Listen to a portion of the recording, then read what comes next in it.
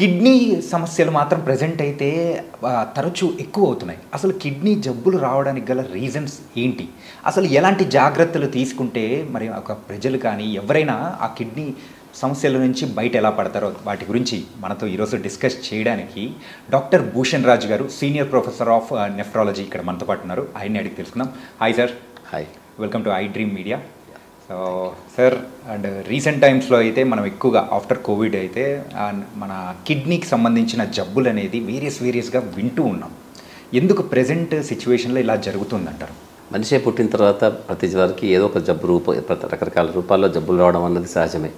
జబ్బు రాకుండా మనిషి అంటూ ఉండేవాడు ఉండడు. అది ఏ శరీరానికి ఏ భాగంలో ఇక్కడ వస్తుందని చెప్పడం అనేది కొన్ని సందర్భాల్లో కష్టం. జన్మతహా వచ్చిన రకరకాల కారణాల చేత, జన్యుపరమైన కారణాల చేత ప్రతి జబ్బుకి ఒక నేపథ్యం ఉంటుంది. ఆ నేపథ్యం రకరకాలుగా మనకున్నటువంటి అలవాట్ల రీత్యా, చుట్టూ ఉన్న వాతావరణ భౌగోళిక పరిస్థితుల రీత్యా మారుతూ ఉంటాయి. అంటే మన శరీరంలో ఏదైనా జబ్బుకి రాకున్నటువంటి ఒక మాతృక మన శరీరంలో జీన్స్ రూపంలో ఉండాలి తప్పకుండా. ఏదైనా నీకు షుగర్ కావచ్చు, బీపీ కావచ్చు, ఏదైనా హార్ట్ అటాక్ చిన్న వయసులో రావచ్చు, పక్షవాతం రావచ్చు, లేకపోతే నీకు టీబీ రావాలనుకున్నా, టైఫాయిడ్ రావాలనుకున్నా కూడా దానికి రకమైనటువంటి ఒక జన్యుపరమైన మాతృక మన శరీరంలో ఉంటుంది తప్పకుండా. అలా ఉండడం చేత మన చుట్టూ ఉన్న వాతావరణ పరిస్థితులు అయితే అవి కొంచెం మార్పు చెందుతూ ఉంటాయి. ఉదాహరణకి డయాబెటీస్ రావాలని ఒక జీన్ ఉందనుకుందాం. ఒక ఇద్దరు అన్నదమ్ముల్లో పెద్దన్నయ్యకి, చిన్నన్నయ్యకి, ఇద్దరికి, పెద్ద తమ్ముడికి ఇద్దరికి కూడా డయాబెటీస్ రావాల్సిన అవసరం ఉంటుంది. వాళ్ళ జన్యురీత్యా వాళ్ళ అమ్మకి నాన్నకు ఉంది కాబట్టి.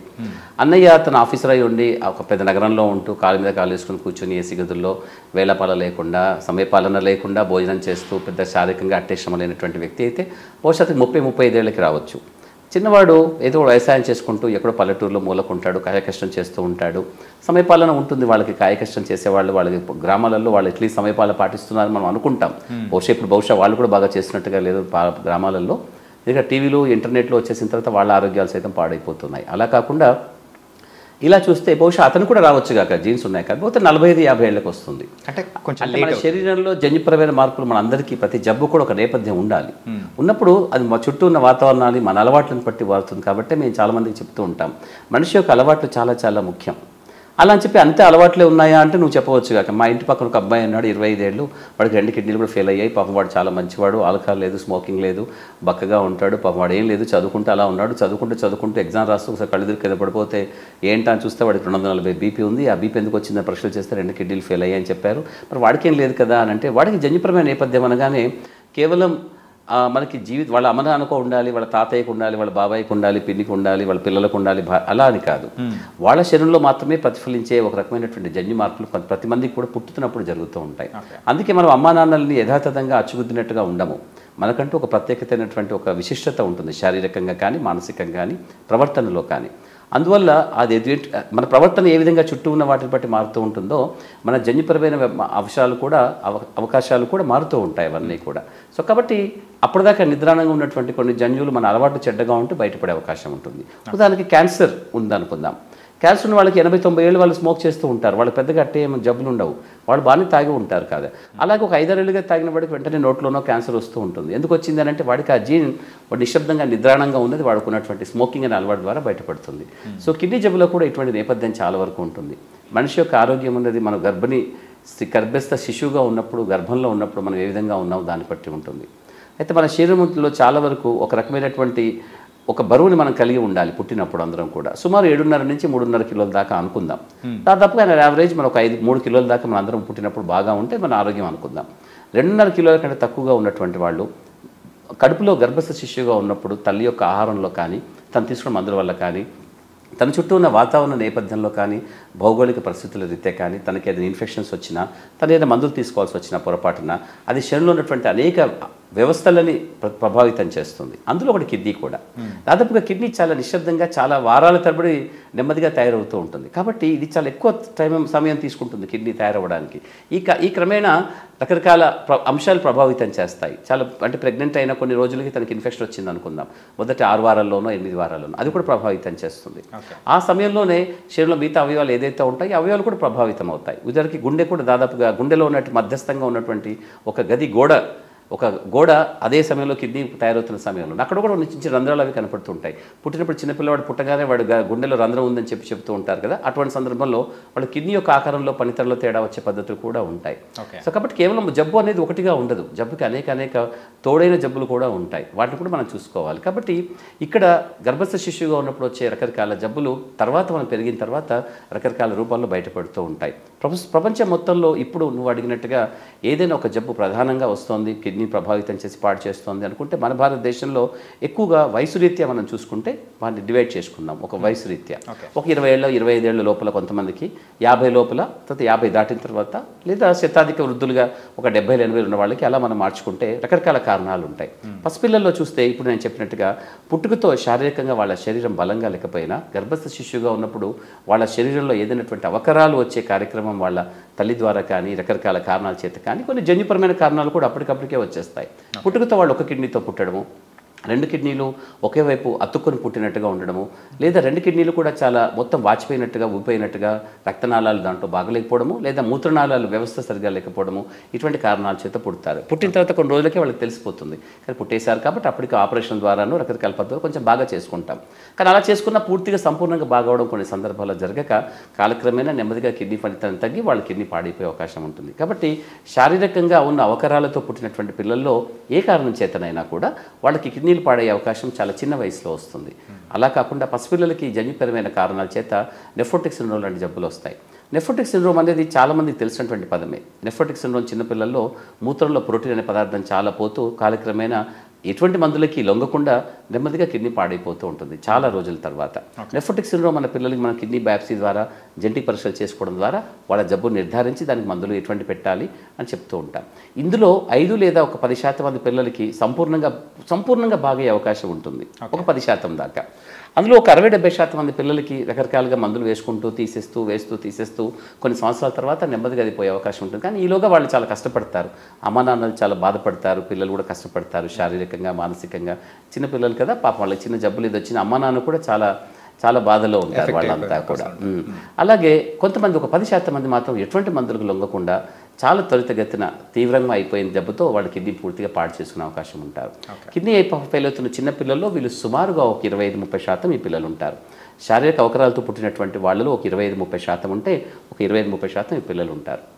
అలా కాకుండా అకారణంగా ఎటువంటి కారణం లేకుండా కూడా కిడ్నీలు పాడే వాళ్ళు ఇంకొక 30-35% దాకా ఉంటారు. వెలిసి 100% దాదాపుగా వీళ్ళలోనే ఉంటారు చిన్నపిల్లల్లో. అలాగే మధ్య వయసులో ఉన్నటువంటి వాళ్ళు, యువకుల దగ్గర నుంచి మధ్య వయసులో ఉన్నటువంటి వాళ్ళలో దాదాపుగా మనకి జన్యుపరమైన కారణాల చేత వచ్చే గ్లోమరులర్ డిసీజెస్లో ఎక్కువగా వస్తూ ఉంటాయి. అందులో మూత్రంలో ప్రోటీన్ పోవడము. ఇప్పుడు నేను ఉదాహరణ చెప్పినట్టుగా నీకు ఇంట్రడక్షన్లో యంగ్ పిల్లవాడు చక్కగా పనిచేసుకుంటున్నాడు, తింటున్నాడు, తిరుగుతున్నాడు, అన్నీ బాగానే ఉన్నాయి. వాడికి సడన్గా ఒకసారి కళ్ళు తిరిగాయి, లేదా కళ్ళు బ్లడ్గా కనపడుతూ ఉన్నాయి, ఏదో హెడేక్లా వస్తుంది, అడప ఏందో వచ్చిందని చెప్పేసి డాక్టర్కి వెళ్ళి చూస్తే బీపీ చూస్తే ఒకసారిగా 220/140. అదే 220 అంటే నేను చాలా బాగున్నాను కదా, నేను యువకుడిని, నాకు బీపీ ఉండడం అంటే కనీసం ప్రేమలో పడి విఫలం కూడా కాలేదు, నాకెందుకు బీపీ పెరుగుతుంది అనుకునే ఆనందంలో వాడు వెళ్ళి మళ్ళీ చెక్ చేసుకోవడం మర్చిపోతాడు, లేదా ఆ బాధతో భయంతో చెక్ చేసుకుంటాడు, ఆ బీపీ అలాగే పెరుగుతూ ఉంటుంది. ఈ క్రమంలో పరీక్షలన్నీ చేయగా వాడి 2 కిడ్నీలు చాలా చిన్నగా అయిపోయినట్టు పాడినట్టుగా తెలుస్తూ ఉంటుంది. కొంతమందికి కిడ్నీ సైజ్ బాగుంటే మేము కిడ్నీ బ్యాప్సీ చేసి ఐజీఏ నెఫ్రోపతి, FSGS లాంటి రకరకాల జబ్బులు మేము చెప్తూ ఉంటాం. వీటన్నిటి కూడా ఒక జన్యుపరమైన నేపథ్యం ఉంటుంది వాళ్ళలో. కొన్ని సందర్భాల్లో మనకు చెప్పడం చాలా కష్టం. ఇప్పుడిప్పుడే కొత్తగా ఈ 4-5 ఏళ్లలో 3-4 ఏళ్లలో రకరకాల పద్ధతుల ద్వారా మనకు తెలుసుకుంటుంది వాళ్ళ రకరకాల జన్యువులు ఏ విధంగా ప్రభావితం చేసి కిడ్నీలు చాలా మంచి వయసులో అంటే 20, 25, 30 ఏళ్లలో ఉన్న పిల్లలు ఎంత ఆరోగ్యంగా అనిపిస్తారు మనకి, ఎంత ఆనందంగా తిరుగుతూ ఉంటారు. వాళ్ళకి అంత అట్టే కష్టాలు ఇంకా మొదలవు జీవితంలో. అప్పుడు ఇంత పెద్ద ఆరోగ్య సమస్య ఉన్న పళంగా వాళ్ళు ఎత్తున పడేసరికి వాళ్ళు చాలా భయపడిపోతారు. అమ్మ నాన్నలకు చాలా దుఃఖం, ఖేదం కలుగుతుంది. మీ అబ్బాయి 2 కిడ్నీలు పాడయ్యాయి అని చెప్తే ఇంతకుముందు నేను చెప్పినట్టుగా వాళ్ళకి ఎంత కష్టం అవుతుంది. వాళ్ళకి చిన్న పిల్లవాడిని ఈ 2 కిడ్నీలు ఫెయిల్ అయ్యాయి, నువ్వు డయాలసిస్ చేసుకోవాలి, కిడ్నీ మార్చుకోవాలని అంటే వాళ్ళ జీవితంలో ఒక పెద్ద శరాఘాతం, వాళ్ళకి ఎంత కష్టం అనిపిస్తుంది వాళ్ళకి. సో అలాంటి వాళ్ళు అలాగా కొన్ని వీళ్ళలో కొంతమందికి స్మోకింగ్, ఆల్కహాలిజము, స్థూలకాయంతో ఉండడం కొన్ని ప్రభావం, ఒబేసిటీ కూడా. ఇప్పుడు మన భారతదేశంలో ఒబిసిటీ మనం 15-18 ఏళ్ల పిల్లల నుంచే చూస్తున్నాం. అసలు 15 ఏళ్ళ చిన్నపిల్లల్లోనే స్కూల్లోనే ఉంటున్నారు. స్కూల్లో వెళ్ళే పిల్లల్లో దాదాపుగా ప్రతి 4వ అబ్బాయి లేదా అమ్మాయి ఒబీస్గా ఉంటున్నారు. ఇప్పుడు మిగతా వాళ్ళు తర్వాత ఒబీస్ అవుతున్నారు, అంతే, ఇంకోటి ఏం లేదు. అలాగే వెరసి నలుగురిలో ఒక్కరు మాత్రమే సాధారణంగా మనం అనుకున్నటువంటి ఒక మంచి బరువుతో ఉన్నారని అనుకుంటున్నాం. దాదాపుగా నలుగురిలో ముగ్గురు ఇప్పుడు కానీ ఆ తర్వాత కానీ ఒబీస్ అయిపోతున్నారు. దాదాపుగా 20-22 ఏళ్ల వయసులో ఉన్న పిల్లల్లో దాదాపుగా నడుం చుట్టుకొలత బాగా పెరగడము, చాలా లావుగా ఉండడం వల్ల చూస్తున్నాం. బహుశా ఆహారంలో ఉన్నటువంటిది. ఒకప్పుడు పిల్లలు 4-5 ఉండేవాళ్ళు, వాళ్ళందరికీ అమ్మ నాన్నలు కొంచెం తూచినట్టుగా కొలిచినట్టుగా కొద్దిగా పెట్టేవాళ్ళు, వాళ్ళు కొంచెం కొంచెంగా తినేవాళ్ళు, అందరూ డివైడ్ చేసుకొని తింటే కొంచెమే మిగులుతుంది. ఇప్పుడు అలా లేదు, ఒకరు లేదా ఇద్దరు పిల్లలు, వాళ్ళ అమ్మ నాన్నల సంపాదన అంతా ప్రేమంతా కూడా ఆహారం రూపంలో చెప్తున్నారు పిల్లలకి. సో కూర్చోబెట్టి తింటున్నారు. అలాగే శారీరక శ్రమ బాగా తగ్గిపోయింది పిల్లల్లో. స్కూల్కి వెళ్ళే పిల్లలు కూడా ఆటలాడేవాళ్ళు చాలా తక్కువ. అందరూ సిటీ బస్సులో వెళ్తారు, స్కూల్ బస్సులో వెళ్తారు. కాబట్టి వాళ్ళకి అట్టిగా శారీరకంగా శ్రమ కూడా లేదు. స్కూల్కి నడుచుకుంటూ వెళ్ళి వెనుకొచ్చే ఒకనొక జనరేషన్ ఇప్పుడు అలా కనిపించడం లేదు అందరికీ కూడా. సో శారీరక శ్రమ పెద్దగా లేకపోవడం పిల్లలకి, అలాగే ఆహార అలవాట్లో అధికంగా శక్తిదాయకమైనటువంటి హై కెలరీ డైట్ బాగా తీసుకుంటున్నారు పిల్లల్లో. అందువల్ల పిల్లలు చాలా ఒబీస్ అవుతున్నారు. కాబట్టి వాళ్ళలో సైతం మేము డయాబెటీస్ చూస్తున్నాము. 15-18-25 లోపల డయాబెటీస్ ఉన్నటువంటి వాళ్ళు నాకు అనేకంగా ఉన్నారు పిల్లలు. నాకు చాలా ఆశ్చర్యం అవుతోంది. బహుశా 30 ఏళ్ల క్రితం మేము పేషెంట్స్ చూస్తున్నప్పుడు అలాంటి సందర్భం లేదు. ఇప్పుడు చాలామంది పిల్లలు వస్తున్నారు. చాలామంది వాళ్ళు టైప్ 2 డయాబెటీస్ అంటూ పెద్దవాళ్ళకి వచ్చే డయాబెటీస్, అది అంటే 45-50 ఏళ్ళు దాటిన తర్వాత వచ్చే డయాబెటీస్, అది మేము పిల్లల్లోనే చూస్తున్నాము. 15-18, 24, 25, 30, 32లో చూసిస్తున్నాం. ఇలాంటి వాళ్ళందరికీ చాలా తొందరగా డయాబెటీస్ వచ్చినప్పుడు వాళ్ళ కిడ్నీలు చాలా తొందరగా పాడే అవకాశం ఉంటుంది డయాబెటీస్ రీత్యా. వాళ్ళు ఇంకోటి ఏంటంటే వాళ్ళు అంతే అట్టే అవగాహన పెంచుకోరు వాళ్ళు. ఇంకా నాకెందుకు వచ్చిందిరా, నేను మంచిగా ఉన్నాను కదా, నేను చిన్నపిల్లవాడిని కదా అనుకుంటూ ఉండగానే ఆ శరీరానికి కావాల్సినంత హాని డయాబెటీస్ ద్వారా జరిగిపోతుంది. కానీ అంటే వాళ్ళు ట్రూత్ని యాక్సెప్ట్ చేయలేక ఇంకా అలాగే కంటిన్యూ అయిపోతుంది. అది మానవ సహజమైనటువంటి గుణం. చెడు చెప్పినప్పుడు వెంటనే ఒప్పుకోము, అదే మంచి చెప్తే మనం వెంటనే యాక్సెప్ట్ చేస్తాము. అది మంచిలో ఉన్న గొప్పతనం అని కాదు, కానీ చెడులో ఉన్నటువంటి బలహీనత ఇది. ఇక్కడ వీళ్ళు యాక్సెప్ట్ చేయరు వెంటనే. అందులో ఆరోగ్యపరమైనటువంటిది కదా. ఎందుకంటే పైకి మనం అందరూ ఆరోగ్యంగా కనిపిస్తాం, అంతర్గతంగా జరుగుతున్నటువంటి విధ్వంసాన్ని మనం బయటికి కనిపించేలా చేయము. అందువల్ల చాలామంది ఆరోగ్యంగా ఉన్నామని అనుకుంటారు. చిన్నపిల్లవాడికి కిడ్నీ బాగోలేదు, కిడ్నీ ఫెయిల్ అయిందని చెప్పితే ఒప్పుకోవడం అనేది చాలా వరకు జరగదు. అందుకే ప్రతి పేషెంట్ కూడా కనీసం 7 లేదా 8 మంది డాక్టర్లను చూస్తాడు అని యావరేజ్. నేను కూడా చూస్తూ ఉంటాను. నేను ఎన్నో డాక్టర్ని అడుగుతూ ఉంటాను చాలామందిని. చాలామంది అలా తిరిగి వస్తారు. వాళ్ళు నాతో కూడా ఏముండరు, ఇంకో డాక్టర్ దగ్గరికి పోతారు. అందరూ ఏ డాక్టర్ చెప్తాడో అంటారు, కానీ అందరూ దాదాపుగా స్థూలంగా ఒకే విధంగా చెప్తారు. కానీ వాళ్ళకి ఎక్కడ నచ్చింది అనేది వాళ్ళు అక్కడ కంటిన్యూ చేస్తారు, అది వేరే విషయం. కానీ దాదాపు ప్రతి ఒక్కరికి కూడా ఈ డాక్టర్ కాకుండా ఇంకో డాక్టర్ ఇంకైనా మంచి విషయం చెప్తాడా అనుకుంటారు. కానీ సైన్స్లో ఆరోగ్య సమస్యలు బాగా ఎక్కువైనప్పుడు డాక్టర్లు మీకు ఒక మంచి ఏదో ఒక ప్రవచనం లాగానో, ఏదో రామాయణ భారతంలో ఉన్న కథలోని ఒక మంచి నీతి కథలానో, నీతి చంద్రిక లాంటి కథల్లాగా చెప్పరు ఇవన్నీ కూడా. కానీ వాళ్ళది ఎక్స్పెక్ట్ చేస్తారు కొన్ని సందర్భాల్లో. అయితే వాళ్ళ నుంచి అర్థం కూడా చేసుకోవచ్చు మనం. మంచి వయసులో ఉన్నప్పుడు నువ్వు ఆరోగ్యం బాగలేదు అని అంటే భయం అవుతుంది. ఇంకేదైనా చిన్న చిట్కా ద్వారా కానీ ఇంకేదైనా బాగోదామని చూస్తుంటారు కదా. ఈ కార్యక్రమాన్ని వాళ్ళు బాగా పాడైపోతారు. అందుకే యువకులు ఎవరైతే యంగ్ పిల్లలు మా దగ్గరకు వస్తున్నారో వాళ్ళు దాదాపుగా శారీరకంగా బాగా పాడైపోయిన వాళ్ళు అయి వస్తున్నారు ఈ మధ్య. ఎందుకంటే వాళ్ళు కాలాన్ని వృధా చేసుకుంటున్నారు. అనేక కాలయాపన చేసిన తర్వాత నెమ్మదిగా వచ్చి అప్పుడు మేము ఒప్పుకున్న దానికి ఇప్పుడు బాగా పాడైపోయామనో, లేదా కష్టంలో ఉన్నామనో, లేకపోతే అన్కాన్షియస్ అయిపోయి అపస్మారక స్థితిలో వస్తే మాకు తప్పదు కాబట్టి కుటుంబ సభ్యులు మమ్మల్ని దండం పెట్టి ప్లీజ్ చేసేయండి, ఏదో విధంగా చూసేయండి, మేము చాలా సమయం, అప్పటికి వాళ్ళు పశ్చాత్తాపడ్డా కూడా పశ్చాత్తాపంతో సమాజంలో ఏమైనా గుర్తింపు ఉంటుందేమో, కానీ ఇక్కడ మాత్రం గుర్తింపు ఉండదు. శారీరకంగా పాడైపోయి ఉంటారు. సో అందువల్లనే కిడ్నీ జబ్బులకి చాలా చెడ్డపేరు రావడానికి ఇది ఒక ప్రధాన కారణము. అంటే కిడ్నీ జబ్బులు చాలా సులభంగా ఉంటుంది, గుర్తించడం చాలా సులభము, చాలా ఆలస్యమైనప్పటికీ కూడా. అలాగే చికిత్స చాలా సులభంగా ఉంటుంది. ఇప్పుడు ఒకనొక కాలంలో చాలా ఖర్చుతో కూడుకున్నది అనుకున్నా ఇప్పుడు అంతగా ఉండటం లేదు, కానీ తీసుకోవడం చాలా ఆలస్యంగా జరుగుతుంది. కాబట్టి చాలామంది చనిపోతున్నారు. యువకుల్లో చాలా కారణాలు మనం వెతకడం అనేది కొన్ని సందర్భాల్లో కష్టమవుతుంది, రావడం ఆలస్యం వస్తున్నారు. కాబట్టి అదే సమయానికి వస్తే బహుశా కిడ్నీ జబ్బుకు ఒక పేరు పెడతాము, ఫలానా కారణం చేత మీ కిడ్నీ పాడిందని చెప్తాము, ఆ ఫలానా కారణంకి రకరకాలుగా తోడుగా ఉన్న ఈ జబ్బులని చెప్తాము. ఇది వంశపారంపర్యంగా ఉంటుంది. మీకు కానీ మీ అన్నదమ్ములకి, అక్క చెల్లెలకి, లేదా మీ పిల్లలకి కూడా వచ్చే అవకాశం ఉంటుంది. ఇటువంటి రకరకాల విషయాలు మేము చెప్తాము. ఇంకోటి ఏమిటంటే వాళ్ళు సరైన పద్ధతిలో వాళ్ళు చూసుకోకపోతే వాళ్ళ చదువు కానీ, వాళ్ళు పెళ్లి చేసుకోవడం, పిల్లలు కండము, ఇటువంటి రకరకాల అంశాలు ఆ సమయానికి ముడిపడి ఉంటాయి వాళ్ళ జీవితకాలంలో. వాళ్ళు వాటిని కూడా చాలా చిన్నాభిన్నం చేసుకున్నట్టుగా ఉంటుంది. కాబట్టి ఎప్పుడు ఏ సమయానికి ఏం చేయాలని చదువుకుని విజ్ఞత కలిగే డాక్టర్లు చెప్పినట్టుగా విని పాటించడం అనేది చాలా వరకు మంచిది. యంగ్ పిల్లల్లో అది చూస్తాం మేము.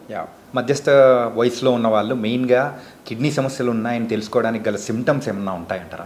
దాదాపుగా కిడ్నీ జబ్బు చాలా నిశ్శబ్దంగా ఉంటుంది. నిజానికి కిడ్నీ జబ్బు అని కాదు, చాలా వరకు జబ్బులు నిశ్శబ్దంగా ఉంటాయి. కాబట్టి మీరు అనుకుంటుంటారు మీకు తెలిసిన వాళ్ళలో ఎవరో హార్ట్ క్యాన్సర్ వచ్చిందట, కానీ క్యాన్సర్ అప్పుడే 4వ దశలో ఉంది, మొత్తం స్ప్రెడ్ అయిపోయిందనంటే అని అంటూ ఉంటారు.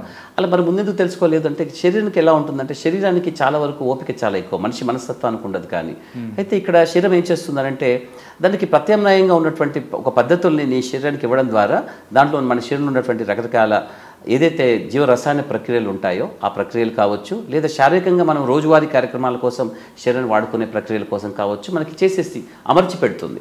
అందువల్ల మనం బట్టే తెలుసుకోము. ఉదాహరణకి పెద్ద పేగులో ఒక చిన్న క్యాన్సర్ వచ్చిన వాడికి చాలా రోజులు పడుతుంది, ఎందుకంటే వాడికి ఏ విధంగా కూడా లక్షణాలు బయట కనిపించవు. కిడ్నీ చాలా నిశ్శబ్దంగా పనిచేస్తుంది. ఇప్పుడు మామూలుగా కిడ్నీ పనిచేస్తుందా నీకు అంటే నువ్వు ఏ విధంగా చెప్పగలుగుతావు? నీ కిడ్నీ పనిచేస్తుందా అంటే ఈ మూత్రం పోస్తున్నాం కాబట్టి. కానీ మూత్రం పోయడం అన్నది కిడ్నీ చేసే పనిలో అత్యంత చిన్న కార్యక్రమం. అది చాలా చిన్న కార్యక్రమం. అది మామూలుగా ప్యాసివ్గా ఏదో నీళ్లు పోస్తే ఫిల్టర్ చేసినంత సులభంగా అనుకోవడానికి లేదు. అది కిడ్నీకి సంబంధించి అది చాలా పెద్ద కార్యక్రమం. కానీ మనకి మాత్రం చాలా మంచిలు తాగుతున్నాము, పావు గంట తర్వాత మూత్రానికి వెళ్ళాము అన్నట్టుగా ఉంటుంది. కానీ మూత్రం రూపంలో ఎటువంటి లక్షణాలు ఉండవు. కిడ్నీ 100% పాడై కొన్ని ఏళ్ళు అయిన తర్వాత కూడా మూత్రం మనకి మామూలుగానే వస్తుంటుంది. కాకపోతే ఏంటంటే అందులో కేవలం నీళ్లు మాత్రమే ఉంటాయి. దాంట్లో ఉండాల్సిన విష పదార్థాలు మళ్ళీ పదార్థాలన్నీ రక్తంలో పేరుకుపోతూ ఉంటాయి. అందువల్ల మనకు ఆ విషయం తెలియదు. అయితే వాటికి కూడా మన శరీరం ఒప్పుకుంటుంది కొన్ని సంవత్సరాల దాకా కూడా. అందుకే కిడ్నీ జబ్బు అనేది దీర్ఘకాలిక వ్యాధి. అంటే అనేక సంవత్సరాలుగా ఈ జబ్బు అలా అలా అలా అలా ఉంటుంది. ఈ విషయాన్ని చాలామంది అర్థం చేసుకోరు. నాకు ఇప్పుడే వచ్చింది కదా, ఇప్పుడే బాగా చేసుకుంటాము అని ఈ బాగా చేసుకుందాము బలవంతంగా అనుకునే కార్యక్రమంలో వాళ్ళు చాలా వరకు పాడైపోయి ఇప్పుడు 5 ఏళ్ళకో 10 ఏళ్ళకో పోవాల్సిన వాళ్ళు 5-6 నెలలకే పాడు చేసుకొని వస్తుంటారు మా దగ్గరికి కూడా. అయితే ఆ నెగ్లిజెన్స్ వల్ల ఎక్కువగా ఇబ్బందులు అనేది ఆ విధంగా ఉంటుంది. కాబట్టి మేము చాలా మందికి ఎక్కువ కౌన్సిలింగ్ ఇవ్వాల్సి వస్తుంటుంది. ఒక్కపట్టాన్ని అందరూ ఒప్పుకోరు. ఉదాహరణకి ఒక చిన్న పిల్లవాడు బాగా చదువుకున్నాడు, ఏదో ఎంట్రన్స్ ఎగ్జామ్లో ఐఐటీలో ఏదో వచ్చాయి, ఐఐటీ ఎగ్జామ్ చాలా టాపర్గా వచ్చాడు, ఢిల్లీ ఐఐటీలో ఎక్కడో వాడికి సీట్ వచ్చేసింది. చాలా ఏళ్ళ క్రితం జరిగిన స్టోరీ, చాలా సందర్భాల్లో చెప్తూ ఉంటాను నేను. ఢిల్లీలో అడ్మిట్ అయిన తర్వాత జాయిన్ అయిపోయిన తర్వాత వాడికి హోమ్ సిక్ అయిపోయి ఇంటికి వద్దాం అనుకున్నప్పుడు జాయిన్ అయిపోయిన 2 వారాలకే మళ్ళీ ఏపీ ఎక్స్ప్రెస్లోనో తెలంగాణ ఎక్స్ప్రెస్లోనో హైదరాబాద్ దాకా వస్తూ మధుర ఏదో కట్లెట్ తింటాడు, ఇంటికి వచ్చిన తర్వాత వాంతులు చేసుకుంటే కట్లెట్ తిన్నాడు కాబట్టి వాంతులు చేసుకున్నారు వాళ్ళు అనుకుంటూ ఉంటారు. ఆ 2వ రోజు 3వ రోజు కూడా తగ్గకపోతే ఏమిటంటే డాక్టర్ దగ్గరలో ఉన్న ఫిజిషియన్ చూపిస్తే వాళ్ళు ఏదో కాకతాళీయంగా కొన్ని మందులు ఇచ్చి తర్వాత పరీక్షలు చేస్తే అందులో కిడ్నీ బాగాలేదని చెప్పి మా దగ్గరికి వస్తే మేము నీ కిడ్నీ చాలా ఏళ్ళుగా బాగాలేదు అని చెప్తామనుకోండి. వాళ్ళు ఒక్కసారి వాళ్ళ ఇంట్లో వాళ్ళందరికీ ఒక రకమైనటువంటి ఆందోళన. ఒక విధంగా ఎలా తెలిసింది ఇప్పుడే కదా వాడు అంత పెద్ద ఎంట్రన్స్ ఎగ్జామ్ని వాడు పాస్ చేసిన వాడు అనారోగ్యంగా ఉంటాడని ఏ విధంగా భావిస్తారు. కానీ దాదాపుగా శరీరంలో జరిగే రకరకాల ఆరోగ్యపరమైన విధ్వంసాలన్నిటికీ కూడా ఒక రచన అంటూ ఉండి దాన్ని బయటపెట్టే విధంగా ప్రతిఫలించే విధంగా మీకు ఆరోగ్య లక్షణాలు అనారోగ్య లక్షణాలు కనిపించవు మనకి. చాలా జబ్బులకు అలాగే ఉంటుంది. కిడ్నీ జబ్బు మామూలు కూడా కిడ్నీలు చాలా నిశ్శబ్దంగా పనిచేస్తాయి. కిడ్నీలు ఏమి గలగల్లాడుతూ సెలయర్ లాగా ఏమి పనిచేయవు కదా, నీకు ఆ శబ్దం వినిపించడానికో ఆ హడావిడి చేయడానికి గుండె కొట్టుకోవడం లబ్డబ్ అన్నా తెలుస్తూ ఉంటుంది. మెదడు పెద్ద అట్టే అవసరం లేకపోయినా మనిషి శరీరానికి మెదడు ఉన్నట్టుగా మనం మాట్లాడుతున్నాము, చేస్తున్నాము, ఆలోచిస్తున్నాం కాబట్టి మెదడు పనిచేస్తుందని మనం అనుకుంటూ ఉంటాం. దాదాపుగా అది అట్టే పనిచేయదు కూడా. అయినా కూడా ప్రతి కాళ్ళు చేతులు కదులుతూ ఉన్నాయి కదా, ఇవన్నీ మనకు తెలుస్తూ ఉంటుంది. కానీ ఆ కడుపు లోపల అంతర్గతంగా ఉన్నటువంటి లివర్ కానీ కిడ్నీ కానీ స్ప్లీన్ కానీ ఇతర అవయవాలు పనిచేస్తున్నాయి మనకి ఎలా తెలుస్తుంది? కాబట్టి చాలా పాడైపోయిన తర్వాత దాదాపుగా 85-90% పాడైపోయిన తర్వాత కాసిని లక్షణాలతో ఉంటుంది, బయటపడుతూ ఉంటుంది. గమ్మత్ ఏమిటంటే మనకి తెలిసినట్టుగా కేవలం కిడ్నీ ఫిల్టర్ చేసే అవయవం మాత్రం ఒకటే కాదు, రకరకాల ఇతర కార్యక్రమాలు కూడా చేస్తూ ఉంటుంది. అందులో ప్రధానమైనగా కొన్ని హార్మోన్స్ను తయారు చేయడము. దాదాపుగా ఈ కిడ్నీ జబ్బు లక్షణాలలో మీకు ప్రధానంగా కనిపించేది రక్తహీనత. రక్తహీనత ఉన్న వాళ్ళు ఎవరికైనా కూడా ఒక చిన్న యాక్సిడెంట్లో బాగా రక్తం పోయింది అనుకుందాం, వాళ్ళు కూడా కొన్ని లక్షణాలు ఉంటాయి. నీరసంగా ఉంటారు, నిస్సత్తువ ఉంటుంది, ఆకలి మందగించినట్టుగా ఉంటుంది, కాస్త నడిస్తే చేస్తే ఆయాసంలా ఉంటుంది. ఇటువంటి రకరకాల లక్షణాలు వాళ్ళకి కనిపిస్తాయి. ఇవే లక్షణాలు వీళ్ళలో కూడా కనిపిస్తాయి. దాదాపుగా ఆడవాళ్ళకి రక్తహీనత ఉండడం అనేది చాలా సహజంగా ఉంటుంది. కాబట్టి మన భారతదేశంలో ఎవరైనా ఆడవాళ్ళు రక్తహీనతతో ఒక డాక్టర్ దగ్గరికి వెళ్ళారనుకోండి, ఒక మంచి అమ్మాయి, ఒక 25-30 ఏళ్ళ ఆవిడ, ఆల్రెడీ 2 పిల్లలు ఉన్నారు, ఎప్పుడో చిన్న పిల్లవాడు ఆల్రెడీ 4-5 ఏళ్ళు ఉండి ఉంటుంది, ఆవిడ ఒక డాక్టర్కి వెళ్ళి రక్తహీనత దగ్గరికి వెళ్ళింది అనుకోండి. ఎప్పుడమ్మా మీ పిల్ల డెలివరీ అయిందంటే 4-5 ఏళ్ళు అయిందండి అని అంటే అప్పటి నుంచి నువ్వే బాగా తింటున్నట్టుగా ఉండలేదు, నీకు రక్తం తగ్గినట్టుగా ఉంది, ఇవి ఈ మాత్రలు వేసుకో అంటారు. అలా మాత్రలు వేసుకుంటూ కొన్ని నెలలు సంవత్సరాలు గడుస్తుంది, రక్తం మాత్రం ఇంప్రూవ్ కాదు. చాలా ఏళ్ల తర్వాత ఆమె శారీరకంగా దుర్బలంగా అవుతోంది, శరీరం కుచించుకుపోతుంది, శుష్కించుకుపోతుంది, కండరాలన్నీ చిన్నగా అయిపోతున్నాయి, బోన్లాగా అయిపోతుంది, ఎముకల గుడ్లా తయారవుతుంది. ఏంటో నెమ్మదిగా ఆమెకు ఆకలి కూడా తగ్గుతుంది, ఆయాసంలా అనిపిస్తుంది, నీరసంగా ఉంది, వామిటింగ్స్ వచ్చినట్టుగా పొద్దున లేవగానే వాంతి వచ్చినంత పని అవుతుంది తనకి. ఏంటా అని తీరా చూసే పరీక్షలు వాళ్ళకి అందులో కనపడుతుంది 2 కిడ్నీలు కూడా పాడయ్యాయి చాలా సంవత్సరాలుగా అనేసి. అలా జరుగుతూ ఉంటుంది. ఇవన్నీ కూడా లక్షణాలు రక్తహీనత సంబంధించినవి. కిడ్నీ అని చెప్పడానికి అక్కడ ఏమి ఉండదు, కానీ కిడ్నీ చాలా పరోక్షంగా రక్తహీనత ద్వారా దాని లక్షణాలు కనపడుతూ ఉంటుంది. ఇందులో ఇంకో భాగం కూడా చెప్పాను, కండరాలు శుష్కించుకుపోతున్నాయి, ఎముకల గుడ్లా తయారవుతుంది, ఎముకలు కూడా చాలా మెత్తగా అయిపోయి నెమ్మదించి సరిగ్గా పనిచేయకుండా నొప్పిగా కనపడుతూ ఉంటాయి. ఎందువల్లంటే కిడ్నీలో తయారయ్యే విటమిన్ డి అనే హార్మోను మనకు తెలుసు విటమిన్ డి సూర్యరశ్మి ద్వారా వస్తుంది. కానీ సూర్యరశ్మి ద్వారా మనకు ఒక ముడి పదార్థాన్ని ప్రేరేపితం చేస్తుంది. చర్మం పైన ఉన్నటువంటి ఒక ముడి పదార్థాన్ని సూర్యరశ్మి ప్రేరేపితం చేస్తుంది. ఆ ప్రేరేపితమైనటువంటి ఆ పదార్థము లివర్ ద్వారా వెళ్ళి లివర్లోంచి మళ్ళీ కిడ్నీకి వెళ్ళి కిడ్నీ ద్వారా మన శరీరానికి కావాల్సినటువంటి అసలైన సిసలైన హార్మోన్ లాగా మారుతుంది. ఈ అసలైన హార్మోన్లా మారడానికి ఇంత పెద్ద కార్యక్రమం ఉంది. కానీ సూర్యరశ్మి కావడం అన్నది మనకి చాలా ముఖ్యం. కేవలం సూర్యరశ్మితో అక్కడ ఆగిపోదు కదా, కిడ్నీ లివర్ కూడా ఆరోగ్యంగా ఉండాలి. ఎప్పుడైతే కిడ్నీ బాగాలేదో విటమిన్ డి అనే అసలైన హార్మోన్ తయారు చేసుకోవడం కుదరదు. కాబట్టి అసలైన హార్మోన్ వెళ్ళి అసలైన పని చేయాలి. అది ఎక్కడ పని చేయాలి? ఎముకల్ని బలంగా, కండరాలను బలంగా దృఢంగా పెట్టగలగాలి.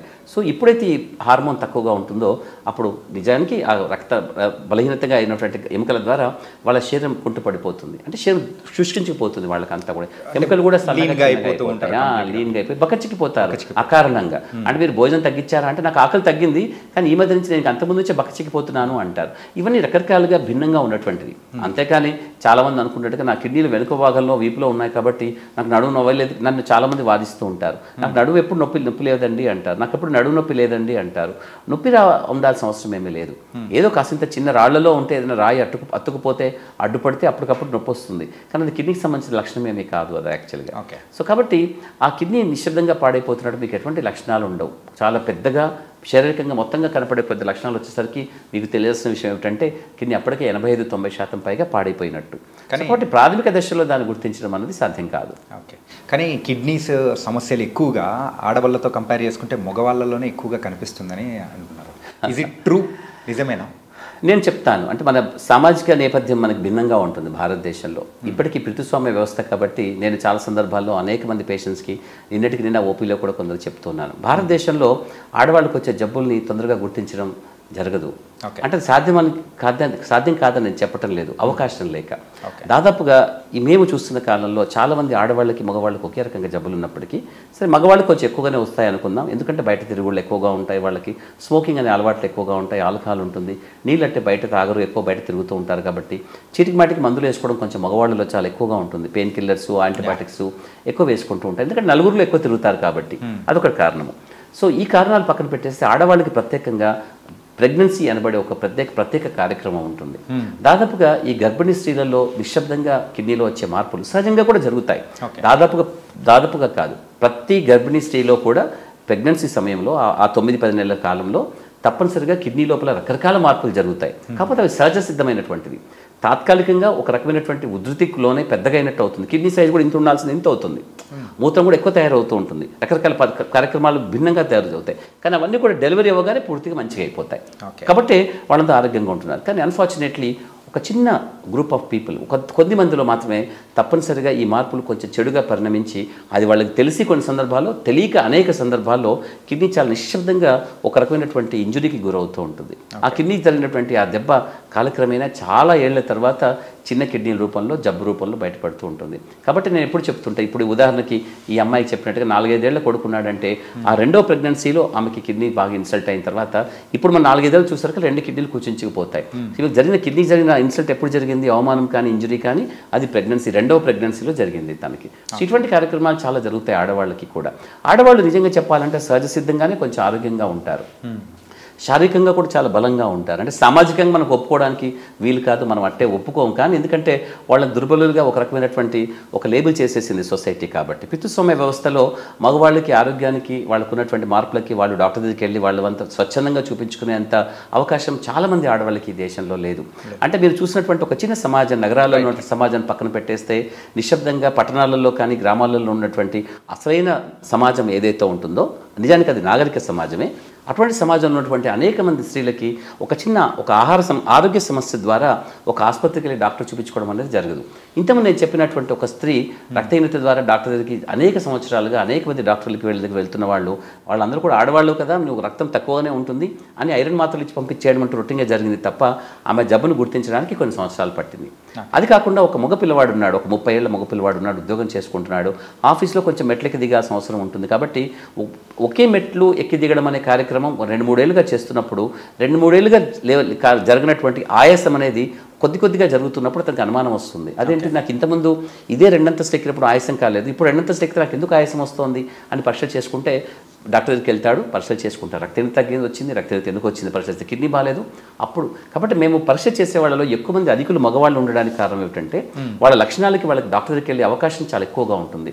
భారతదేశంలో మన దేశంలో ఆడవాళ్ళకి కొంచెం అటువంటి ఫెసిలిటీ చాలా వరకు ఉండదు. మీరు చూసినటువంటి కాసింత ఒక చిన్న గ్రూప్ని పట్టించుకోకండి, కానీ నగరాల్లో కాకుండా పట్టణాలలో గ్రామాల్లో ఉన్నటువంటి అనేక మంది స్త్రీలకి ఈ రక సమస్య ఉంది. కాబట్టి మనకు ఆడవాళ్ళలో ఈ సమస్య చాలా తక్కువ ఉందని అనుకుంటూ ఉంటాం, కానీ ఆడవాళ్ళలో కిడ్నీ పాడవడానికి కారణాలు భిన్నంగా ఉంటాయి. నేను చెప్పినట్టుగా ప్రెగ్నెన్సీలో జరిగే రకరకాల కార్యక్రమాలు.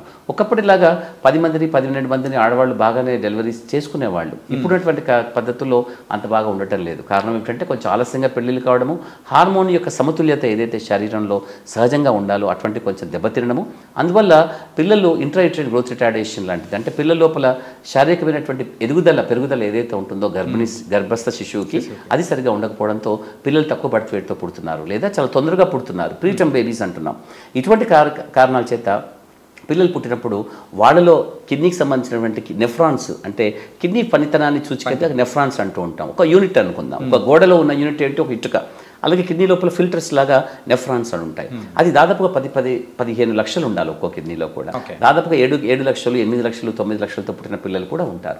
కాలక్రమేణా వాళ్ళు పెరుగుతూ ఉన్నప్పుడు అది వాళ్ళకి తొందరగా కిడ్నీ పాడయ్యే అవకాశానికి, నేను చెప్పాను కదా, ఒక నేపథ్యం ఏదో ఉండాలి కిడ్నీ పాడవడానికి. జన్యుపరమైన కారణాలు కానీ ఇటువంటి కారణాల చేత కూడా కిడ్నీలు దాదాపుగా మంచి వయసులో ఉన్నప్పుడు 25-30 సంవత్సరాలు ఉండగా వాళ్ళకి పాడవడానికి ఎక్కువ కారణం ఉంటుంది. అండ్ కిడ్నీ ట్రాన్స్ప్లాంటేషన్స్ అనేది కూడా జరుగుతూ ఉంది. కాకపోతే ఒక వ్యక్తి ఎక్కువ కాలం డయాలసిస్ చేయించుకుంటూ అలా ఉన్నాడంటే ఎంతకాలం అని అట్లా చేయించుకుంటూ ఉండగలుగుతాడు? ప్రపంచంలో దాదాపుగా 50 సంవత్సరాల పైగా డయాలసిస్ చేసుకుని ఉన్న వాళ్ళు ఉన్నారు. ట్రాన్స్ప్లాంటేషన్ 50-56 సంవత్సరాలు చేయించుకొని బతికిన వాళ్ళు కూడా ఉన్నారు. ఒకనొక వ్యక్తికి దాదాపుగా కడుపులో ఉన్నటువంటి కిడ్నీ తన 76-78 ఏళ్ళకి చనిపోయిన కాలానికి కడుపులో ఉన్న కిడ్నీ యొక్క వయసు దాదాపుగా 104-106 సంవత్సరాలు. అంటే అంత పాత కిడ్నీ చాలా ఏళ్ళుగా అతను పనిచేస్తుంది. ఇదంతా ఎందుకు చెప్తున్నా అంటే అందరికీ ఇలా జరుగుతుందని కాదు, నేను చెప్పిన విషయాన్ని తప్పుపట్టాల్సిన అవసరం లేదు. ఎందుకనంటే ప్రపంచంలో అది సాధ్యమైంది. అందరికీ అది సాధ్యమవుతుందా అంటే ఎవరెస్ట్ ఎంతమందికి ఎక్కుతారు, ఒలింపిక్స్లో ఎంతమంది గోల్డ్ మెడల్స్ వస్తాయి, చాలా తక్కువ. అలాగా అది కాదని చెప్పడం లేదు. అసాధ్యమైంది ప్రతి ఒక్కరు సుసాధ్యం చేసుకోగలుగుతారా అంటే అది వాళ్ళ యొక్క ఆలోచన పద్ధతి సరళిని బట్టి ఉంటుంది. ఒక మంచి కానీ చెడు కానీ అనేది భిన్నంగా ఉంటాయి నేపథ్యాలు. కాకపోతే అది మంచిగా పరిణమిస్తుందా చెడుగా పరిణమిస్తుందా చెప్పుకోవడానికి వాళ్ళ ఆలోచన ఏ విధంగా ఉన్నది చాలా ముఖ్యం. జబ్బు అందరిలో ఒకటే, ఒకే జబ్బుతో 5 రోజులు చనిపోయిన వాళ్ళు ఉన్నారు, 50 ఏళ్ళు ఆ జబ్బుతో బతికిన వాళ్ళు కూడా ఉంటారు. మధ్యలో చాలామంది వస్తూ పోతూ ఉంటారు. రీజన్ ఏమిటంటే వాళ్ళ ఆలోచన సరళి మారిపోతూ ఉంటుంది. ఒక జబ్బు చెప్పగానే వాళ్ళు డిప్రెషన్కి వెళ్ళిపోయి బాధపడిపోయి ఇంకా నాకు అయిపోయింది జీవితం అనుకునే బాధలో ఉంటారు. నిజానికి ఆ జబ్బు కంటే వాళ్ళకి ఆలోచన విధానం వాళ్ళకి ఎక్కువ హాని చేసినట్టుగా అనిపిస్తుంది. నేను నా పేషెంట్స్ అందరినీ సహజంగా తిడుతూనే ఉంటాను. ఎందుకంటే జబ్బుని మీరు పెద్దగా గొప్పగా ఊహించకండి. జబ్బు రాకపోతే మనుషులకి ఇంకే విధంగా ఉంటుంది, అంతా ఒకే విధంగా ఉండడానికి మనిషి జీవితం అంత సులభమైనటువంటిది ఏమి కాదు. ప్రకృతిలో ఉన్న ఏ జీవి అయినా సరే వెళ్ళిపోవడానికి రకరకాల కార్యక్రమాలు ఉండాలి. కానీ మనిషి అనే జీవి మాత్రం కోటానుకోట్లుగా సృష్టించుకునే అవకాశం వచ్చినప్పుడు దాన్ని తగ్గించుకునే అవకాశం కూడా ప్రకృతి కొంచెం తయారు చేస్తుంటుంది. దాంట్లో ఒక మృత్యు అనేది ఒకటి. మృత్యు అనేది సహజ సిద్ధంగా కూడా ఉండడం అనేది కావాలి, లేదా కేవలం ఏదో ప్రకృతి వైపరీత్యాల ద్వారా వచ్చింది, దానివల్ల వచ్చి యాక్సిడెంట్ల ద్వారా రూపంలో వచ్చింది, అది అక్కర్లేదు కదా. అవి కూడా జరుగుతూ ఉంటాయి దురదృష్టవశాత్తు. కానీ సహజ సిద్ధమైన శరీరానికి సహజంగా ఉండే జబ్బులు కూడా సహజమైనవని అనుకోవాలి. ఎందువల్ల అనంటే అది ఒక భాగం కాబట్టి. మనం పుట్టినప్పుడు పసికందు నుంచి మనం బాల్యంలోంచి యవనంలోంచి మనం ముసలితనం దాకా వెళుతున్నటువంటి పద్ధతిలో కార్యక్రమమైన శరీర మార్పులు ఎలా వస్తాయో శరీరంలో రకరకాల మార్పులకు అనుగుణంగానే శరీరం తయారు చేయబడింది. మనం వాడుకోవడం అనేది చేయాల్సిందే, వాడుకోవాల్సిందే. కానీ వాడుకోవడానికి ఒక పద్ధతి తప్పినప్పుడు లేదా అందుకే జీన్స్ అని చెప్తూ ఉంటాను నేను. జన్యువులు మనకు అన్ని మారిపోతూ ఉంటాయి. నిజానికి మనం అంటూ ఉంటే ఆ జన్యుల యొక్క నేపథ్యమే. మనకు మంచి పాట పాడేవాళ్ళు ఉంటారు, ఆటలు ఆడేవాళ్ళు ఉంటారు, కొందరు అందంగా ఉంటారు, కొందరు కురూపిగా ఉంటారు, కొందరు డ్యాన్స్ చేసేవాళ్ళు ఉంటారు, రచయితలు ఉంటారు, కవులు ఉంటారు, జ్ఞానవంతులు ఉంటారు, మేధావులు ఉంటారు, పరమ అమాయకంగా ఉన్నవాళ్ళు ఉంటారు. ఈ మనస్తత్వాలు అన్నిటికీ కూడా నేపథ్యం జీన్స్లో ఉంటుంది ఎక్కడైనా కూడా. సో వీటిని ప్రభావితం చేసేవి మన అలవాట్లు. కాబట్టి జబ్బులు ఏ రూపంలో వచ్చినా కూడా మన ఆలోచన సరళి చక్కగా ఉంటే, అవును ఇది నా శరీరానికి కావాల్సింది నాలో రాసుంది, అవును నీకు ఒక మంచితనాన్ని ఇచ్చినప్పుడు దాన్ని ఒప్పుకుంటున్నావు కదా, శరీరం అదే శరీరము కొంచెం చెడు కూడా ఇచ్చినప్పుడు దాన్ని ఒప్పుకోవడంలో వచ్చిన కష్టం ఏమిటి? ఒక 6 అడుగులు అందగాడు ఉన్న పిల్లవాడు నగరికి వచ్చినప్పుడు నేను ఇంత బాగా ఉన్నాను, హ్యాండ్సమ్గా ఉన్నాను, నాకెందుకు ఈ కిడ్నీ జబ్బు వచ్చింది, నాకేం చెడు అలవాట్లు కూడా లేవు అని బాధపడి ఏడుస్తున్నప్పుడు నేను చెప్తాను, ఇదే శరీరాన్ని నీకు బాగా ఇచ్చినప్పుడు వాడుకొని మంచి అనుకున్నప్పుడు ఈ చెడు కూడా ఇచ్చినప్పుడు దీన్ని చెడ్డగా అనుకోవడానికి అవకాశం ఎక్కడ ఉంది? దాన్ని కూడా ఒప్పుకుంటే నువ్వు ప్రశాంతంగా ఉంటావు. జబ్బును ఒప్పుకోకపోవడం ద్వారా చాలామంది చాలా తప్పు చేస్తారు. అంత సులభం కాదు, నేను చెప్పినంత సులభం కాదు, నేను ఒప్పుకుంటాను. కాకపోతే ఏంటంటే ఏదో ఒక రోజులో దాన్ని ప్రశాంతంగా ఒప్పుకున్నప్పుడు తర్వాత జీవితంలో ఉన్నటువంటి ఒక అశాంతిని మనం పూర్తిగా తీసేసినట్టు అవుతుంది. తర్వాత కార్యక్రమం ఏం చేయాలనేది ఇప్పుడు మనం ఆలోచిస్తాము. సో కిడ్నీ జబ్బును ఒప్పుకున్న తర్వాతే మనం డయాలసిస్ అని ఉంటుంది. అయితే చాలామంది డయాలసిస్ చేసుకోవాలనగానే ఇంకా వాళ్ళకి ఉదాహరణలన్నీ వచ్చేస్తుంటాయి. ఫలానా వ్యక్తి డయాలసిస్ చేసుకుంటే 3 నెలలకే పోయాడు, ఇంకో వ్యక్తి 3 ఏళ్ళకి పోయాడు, అతను నేను చూశాను ఎముకల గూడులా ఉన్నాడు, అతను బాగలేడు, అతను నాతో చెప్పాడు భూతల ప్రత్యక్ష నరకం అంటే మరొకటి కాదు, ఇది డయాలసిస్ అని నాకు చెప్పాడు. అంటే ప్రతి ఒక్కరు వాళ్ళ భావోద్వేగాలతో వాళ్ళకున్న జ్ఞానంతో ఏదో మాట్లాడేస్తారు. కానీ అందులో ఉన్నటువంటి నిజం ఎంత, నిజాయితీ ఎంత అని మనం చూడాలి. కొన్ని సందర్భాల్లో నిజాయితీ ఉండవచ్చు కాక, ఎందుకంటే పాపం వాళ్ళు కష్టాల్లో ఉన్నవాళ్ళు కాబట్టి ఒక్కొక్కరు వాళ్ళ కష్టానికి ఒక్కో రకమైనటువంటి భావోద్వేగంతో ప్రదర్శిస్తారు. కానీ నిజమంతా ఉండాల్సినంత అవసరమేమీ లేదు. ఎందుకంటే ఒకరిద్దరు అభిప్రాయాలు కాదు, కొన్ని వేలాది లక్షలాది కోట్లాది మంది యొక్క ప్రజల యొక్క వాళ్ళ స్వరూపాన్ని, స్వభావాన్ని, జబ్బు యొక్క స్వభావాన్ని తెలుసుకొని మనం చెప్తాం. కాబట్టి వాటి ఆధారంగా చెప్పేది కిడ్నీ ఫెయిల్యూర్ అన్నది ఒక రకమైనటువంటి శాపగ్రస్త జీవితానికి కారణం ఎప్పటికీ కాదు. కిడ్నీ ఫెయిల్యూర్కి చాలా చక్కటి ట్రీట్మెంట్ ఉంటుంది. ఆ చక్కటి ట్రీట్మెంట్ తీసుకోవడానికి ఫస్ట్ మన ఆలోచన విధానాన్ని మొట్టమొదటిగా దాన్ని మనం సక్రమంగా ఉండేలా చూసుకోవాలి. అంటే ఒక పాజిటివ్ థింకింగ్ అనుకుందాం, ఒక సకారాత్మకమైనటువంటి ఆలోచన విధానం ఉండడం అనేది ప్రతి మనిషికి చాలా ముఖ్యం. సో అది చూసుకున్న తర్వాత ఆ జబ్బు యొక్క కథా కమామీషి ఏంటో మనం తెలుసుకోవాలి. ఏ విధంగా వచ్చిందన్నది కొన్ని సందర్భాల్లో అవసరం కూడా లేదు. ఒకవేళ అక్కర్లేదు తెలిస్తే మంచిదే. ఎందుకంటే చాలా వరకు నేను చెప్తాను, చాలా వరకు జబ్బును తెలుసుకోవడము, ఎందువల్ల వచ్చిందో తెలుసుకోవడం అన్నది చాలా చాలా ముఖ్యం. కొన్ని సందర్భాల్లో ఏ జబ్బు చేతనైతే కిడ్నీ పాడైందో ఒకవేళ కిడ్నీ ట్రాన్స్ప్లాంటేషన్ చేసుకుంటే అదే జబ్బు చేత మళ్ళీ కొత్త కిడ్నీ కూడా పాడే అవకాశం ఉంటుంది. కాబట్టి ప్రతి పేషెంట్ కూడా కాలయాపన చేయకుండా ఆ డాక్టర్ని ఈ డాక్టర్ని కలిసి నా కిడ్నీ పాడైందట నేనేం చేయాలి, కిడ్నీ పాడవకుండా నేనేం చేయాలని అడుగుతారు. కానీ కిడ్నీ ఎందుకు పాడైంది, దాన్ని బాగా చేసుకునే అవకాశం మొదట్లో ఉండిందా, ఇప్పుడు నాకు కిడ్నీ పాడైంది ఏందో కారణం చెప్పి నాకు బాగా చేసే అవకాశం ఉంటుందని మాత్రం ఎవరు అడగరు. అంటే ప్రతి ఒక్కరికి పాస్ అవ్వాలని ఉంటుంది కానీ కష్టపడి చదవాలని ఉండదు. అదే కదా కష్టం అయిపోతుంది. సో కాబట్టి మీరు కారణం ఏంటో తెలుసుకోవడం అనేది చాలా ముఖ్యం. కాబట్టి సమయానికి డాక్టర్ దగ్గరికి వెళ్ళడం. కానీ దురదృష్టవశాత్తు మన సమాజంలో దాదాపుగా అందరూ మాకున్న ఇక్కడున్నటువంటి పరిస్థితుల్లో 80% మంది చాలా ఆలస్యంగా వస్తారు. అంటే అప్పటికి కాలాతీతం అయిపోతుంది, వాళ్ళకి చాలా కారణాన్ని తెలుసుకునే అవకాశం కూడా మాకు పోతుంది. అటువంటి వారిని మేము కొంతమందిని చూసి వాళ్ళకి కిడ్నీ బయాప్సీ ద్వారా కానీ రకరకాల జన్యుపరమైన మార్పుల వల్ల పరీక్షలు చేసే కానీ ఆ కారణాల చేత వాళ్ళకి కనుక్కోగలుగుతాము. కానీ అది కూడా చాలా ఆలస్యంగానే కొన్ని సందర్భాల్లో. అయినా కొన్ని అటువంటి ఇన్ఫర్మేషన్ ఎప్పటికీ మనకు వృధా కాదు. ఒకటి చెప్తాను, శారీరకంగా మనం చేసుకున్నటువంటి పరీక్ష, రక్త పరీక్ష కానీ మూత్ర పరీక్ష కానీ పరీక్ష స్కాన్స్ కానీ ఏది కూడా వృధా కావు. దాంట్లో ఉన్నటువంటి అత్యద్భుతమైనటువంటి అంశాన్ని మనం ఏ విధంగా వాడుకోవచ్చు ఎక్కడైనా కూడా. నేను అది చెప్తుంటాను, నిన్న ఒకరికి చెప్తున్నాను, బాధలో ఉన్నటువంటి అమ్మాయికి సమాజంలో చాలామంది మంచి వాళ్ళే ఉంటారు. నిజానికి అందరూ మంచి వాళ్ళే ఉంటారు. అంటే వాళ్ళు ఉన్న చెడుని చూడాలని నువ్వు అనుకుంటే తప్ప వాళ్ళలో చెడు కనిపించదు. అంత అవసరం కూడా లేదు, ఎందుకు చూడాలి. వాళ్ళు చాలామంది సహాయం చేయాలనుకుంటారు. ఒక అమ్మాయి చాలా డిప్రెషన్లో ఉండి బాధపడిపోయి ఇంకా నాకు అక్కర్లేదు, కిడ్నీ ఫెయిల్ అయింది, 10-12 ఏళ్ళుగా చూస్తున్నాను, ఇంకా అయిపోయింది నా జీవితం అంటే అలా కాదు అని చెప్తున్నాను. అంతా చెడే ఉంది, నాకేమీ లేదు అని అంటే నువ్వు చెడే చూస్తున్నావు, నీ కళ్ళను పట్టే ఉంటుంది. చుట్టూ చూస్తే మంచిగా ఉంటుంది. సహాయం చేసేవాళ్ళు చాలామంది ఉంటారు. సహాయం తీసుకోవడానికి నీకున్నటువంటి అర్హతను పెంచుకో, అప్పుడు నీకు చాలామంది సహాయం చేస్తారు. అటువంటి గుణం పెంచుకో నువ్వు, నీకు చాలా బాగుంటుంది. కాబట్టి అందరూ నీకు హాని చేస్తారు, వాళ్ళు బాగా చూడలేదు, వీళ్ళు బాగా చూడలేదు, వాళ్ళకి హాని చేస్తారు, ఇలాంటి అనుకునే బదులు వాళ్ళు ఉన్నట్టు మంచి వరకే చూడు, నువ్వు చెడు నీకు సంబంధం లేదు అలా అనుకుంటే అందరూ చాలామంది బాగుంటారు అలా అని చెప్తున్నాను. కాబట్టి కిడ్నీ ప్రాబ్లం ఉన్నటువంటి వాళ్ళు అనేక సందర్భాల్లో అక్కడక్కడ తిరిగి ఇక్కడ తిరిగి చాలా సమయాన్ని వృధా చేసుకొని కిడ్నీ పాడైందో తెలుసుకోకుండా అక్కడ కష్టపడుతూ ఉంటారు. సో అది చాలా తప్పు జరుగుతూ ఉంటుంది. సులభమైన చికిత్స ఒకప్పుడు చాలా కష్టతరమైనటువంటిది, ఖరీదు ఎక్కువైనటువంటిది అనుకున్నప్పుడు ఇప్పుడు భారతదేశంలో మన దేశంలో బహుశా అన్ని ప్రభుత్వాలు కూడా, కేంద్ర ప్రభుత్వమైనా రాష్ట్ర ప్రభుత్వాలైనా అన్ని రాష్ట్రాలలో కూడా చాలా సులభ సాధ్యమైనటువంటి చికిత్స వాళ్ళకి అందే అవకాశంలో ఉంది ఇప్పుడు. ఒకప్పుడు 30 ఏళ్ల క్రితం మేము చూసినప్పుడు కిడ్నీ ఫెయిల్ అయిన వాళ్ళకి నిజంగా ఒక మరణదండలానే ఉండేది. అది కూడా పాప ఇంత పెద్ద దండననా ఇంత చిన్నవాడికి అనిపించేది. కాకపోతే అప్పుడు వాళ్ళకు ఉన్న పరిస్థితుల్లో చాలా తక్కువ మంది మాత్రమే కిడ్నీ ట్రాన్స్ప్లాంట్ చేసుకునేవాళ్ళు. డయాలసిస్ చేసుకోవడం ఫెసిలిటీస్ ఉండకపోయేవి, హడావిడిగా ట్రాన్స్ప్లాంట్ చేసుకునేవాళ్ళు. అయినా చాలామంది బాగున్నారు. నాకు 32 ఏళ్ళు ట్రాన్స్ప్లాంట్ చేసుకున్న వాళ్ళు ఉన్నారు, 30కి ట్రాన్స్ప్లాంట్ చేసిన వాళ్ళు, 28-29 ఏళ్ళు ట్రాన్స్ప్లాంట్ చేసుకుని బతుకుతున్న వాళ్ళు, ఇంకా ఉన్నవాళ్ళు చాలామంది ఉన్నారు. కానీ అది సాధ్యమవుతుంది. కానీ సూపర్ సార్. ఏంటంటే మెయిన్గా మీరు చెప్పిన దానిలో అనిపించింది ఏంటంటే కాలయాపన వల్లే మెయిన్గా ఇట్లాంటి ప్రాబ్లమ్స్ నెత్తి మీదకి తెచ్చుకున్న తర్వాతే వస్తున్నారు అని. అవును, అది చాలా చాలా ఇంపార్టెంట్ అనే విషయము. కాబట్టి మీరు డాక్టర్ల యొక్క ఒపీనియన్లు తీసుకుంటూ చాలామంది ఒపీనియన్స్ తీసుకొని పోతూ ఉంటారు. ఒక చిన్న గమ్మత్తైన విషయం చెప్తాను. ఇక్కడ నేను దాదాపు 23 సంవత్సరాలుగా రోజు సాయంత్రం 4 గంటల నుంచి రాత్రి 9 గంటల దాకా, అంటే సుమారు ఒక 5 గంటల దాకా అనేక మంది పేషెంట్స్ని చూస్తూ ఉన్నాను. ఒక లక్షల మందిని చూస్తుంటాను. అందులో దాదాపుగా 5-10% కూడా తిరిగి నా దగ్గరికి ఎప్పుడు రాలేదు వాళ్ళంతా కూడా. Okay. అయితే వాళ్ళందరూ కూడా నాలాగా అనేక మంది డాక్టర్లు తిరుగుతూ ఉంటారు, ఎక్కడో చోట సెటిల్ అయిపోతుంది కాదని నేను చెప్పటం లేదు. అది కేవలం ఒపీనియన్స్ మాత్రమే. ఒపీనియన్స్ తీసుకుంటూ పోయే వాళ్ళు చాలామంది ఉంటారు, వాళ్ళకి పెద్దగా అట్టే లాభం ఉండదు. సరైన విధానంలో సరైన పద్ధతిలో క్రమశిక్షణాయుతంగా ఒక చికిత్సా విధానాన్ని గుర్తించి గౌరవించి దాన్ని అవలంబించడం అనేది చాలా వరకు మంచిది. అది చాలామంది చెయ్యరు. అందువల్లనే వాళ్ళు ఏం చేస్తారంటే సైన్స్ చాలా చెడ్డది, సైన్స్ నాకు లాభం చేయలేదు కాబట్టి జబ్బుతో నేను ఇలా పాడైపోయాను అనుకుంటారు. కానీ జబ్బులు నీకు హాని చేయాలనే ఉద్దేశంతో అన్నీ రావు. కోవిడ్ కూడా నేను ఇదే చెప్పాను. కోవిడ్ కాలంలో కోవిడ్ మనం చంపడానికి కష్టగట్టేమీ రాలేదు. మనకి ఎంత మనిషి మేధస్సు ఎంతవరకు పెంచుకుంటాడు, ఒక రకమైనటువంటి ఒక ఎమర్జెన్సీ సిచ్యుయేషన్ నీ జీవితంలో వచ్చినప్పుడు మనిషి ఏ విధంగా తిరిగి ప్రతిస్పందిస్తాడనే విషయాన్ని చెక్ చేయడం కోసం ప్రకృతి అడపదడప కొన్ని పరీక్షలు పెడుతూ ఉంటుంది. ఆ పరీక్షలో నిలదొక్కున్నావు, నిలదొక్కపోతే నీ కర్మ అది.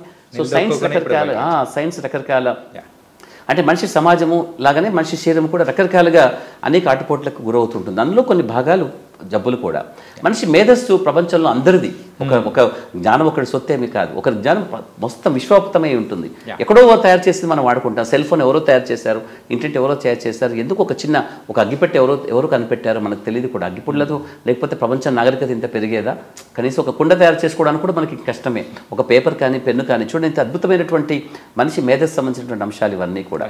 ఇవన్నీ మందులు కూడా ఎవరో కనిపెడతారు, దాని వెనుక లక్షలాది మంది డాక్టర్లు, శాస్త్రవేత్తలు, వాళ్ళ కృషి, వాళ్ళ శ్రమ, వాళ్ళ మేధస్సు ఉంటుంది. దాన్ని సరిగ్గా వాడుకోవడానికి, సరైన సమయంలో వాడుకోవడానికి మన విచక్షణ మనకి చాలా ముఖ్యం.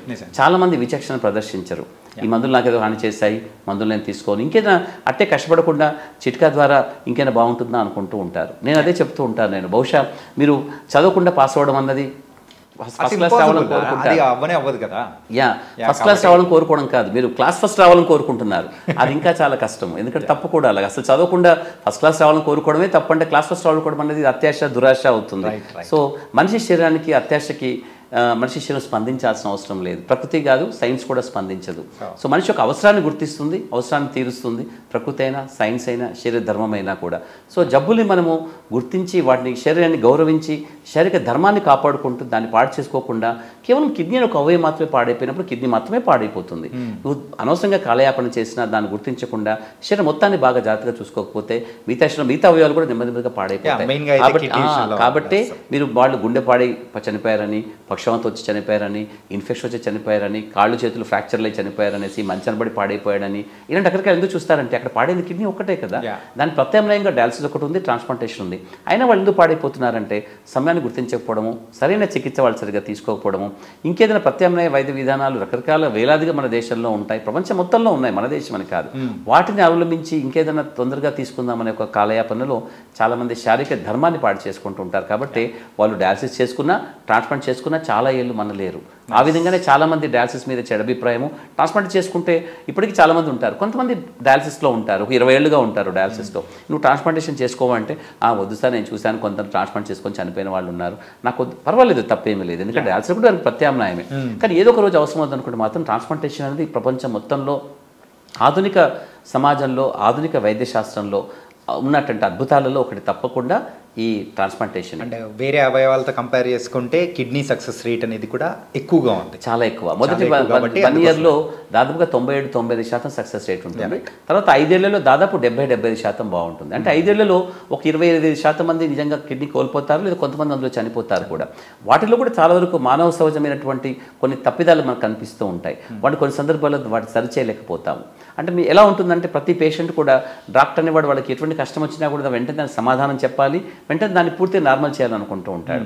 కానీ నార్మల్ చేయాలనే ఉద్దేశం మాకున్నప్పటికీ కూడా వాళ్ళ శారీరక ధర్మం దానికి సహకరించదు, ఆ విధంగా సహకరించదు. కాబట్టి ఆ మందులు పెద్ద గట్టిగా పనిచేయవు, ఏదో చాలా టెక్నికల్ ప్రాబ్లమ్స్ ఉంటాయి. చాలా వరకు కూడా టెక్నికల్ అండ్ ప్రాక్టికల్ ఇష్యూస్ వల్ల చాలామంది చనిపోవడం అనేది కోవిడ్ కాలంలో కాదు, నిత్యకృత్యంగా ప్రతిరోజు కూడా మేము చేస్తూ ఉంటాం. జబ్బులన్నీ మనకి ఏదో హాని చేయడం కోసం కష్టగట్టినట్టుగా మన మీద ఏదో అటాక్ చేసి వాడిని అలా అనుకుంటే నిజంగా మనిషి వేల సంవత్సరాలుగా మానవ జన్మ అనేది కనిపించకపోయేది ప్రకృతిలో కానీ భూమి మీద కానీ.